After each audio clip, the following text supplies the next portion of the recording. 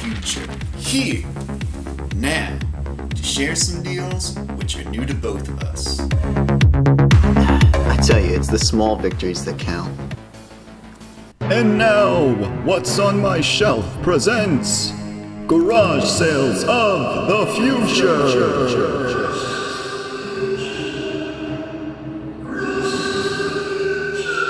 At garage sales in the future, gamers will exclusively be selling lazy crate items and disc not included codes.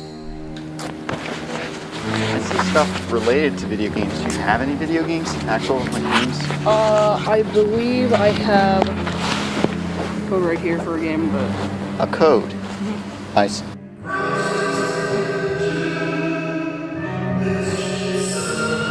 This shit sucks.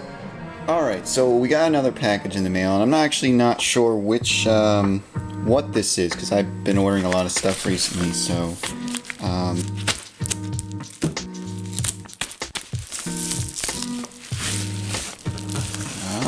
it's you. That looks good. I knew about that plastic thing. Actually, when I saw the picture, I wasn't sure if it was to the cover art below. Huh. Interesting. In case, it's not branded with Sega. Is that normal? The first Genesis case I've ever seen like that. Other than the ones that say Namco or Konami. Yeah, everything looks really good. I'm completing my Sega Genesis library. You're watching me do it right here in these videos. There's only a handful of games left that I actually want. Several of them are kind of out of my price range. I mean, unless I find them for some unbelievable price. Some of them are imports. Pretty much a handful of games left that I actually want. Now, Mickey Mania was one of the first games I found when I started getting back into older games. I found it at a garage sale within the first few months for 25 cents with some other really good games like Sunset Riders and Comic Zone. I come across super rare games, but I still haven't found a nice complete in box Mickey Mania at a garage sale. I paid $10 for this complete in box copy. A loose card goes for around $10. Maybe I break even, maybe I lose around $3 after fees. I think that's a good deal. This game is...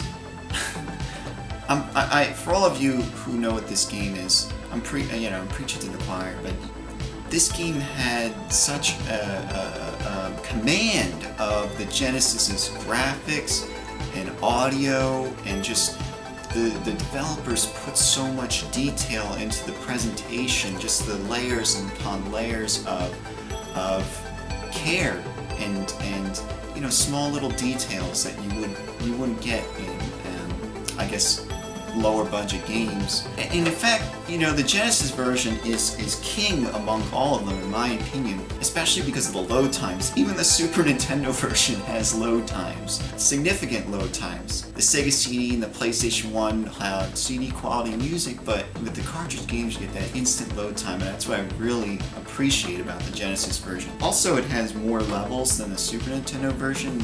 The Super Nintendo version is also missing some effects. I haven't played the 3DS Mickey Mouse game, but this is probably your best Mickey Mouse platformer game out there, 2D wise. The reason is you go through all the Mickey's classic cartoons. The Ghost Hunter cartoon, the Honey Moose episode, show, the Prince and the Pauper. I think the Prince and the Pauper was like a later Mickey cartoon. I think it was maybe towards the 90s.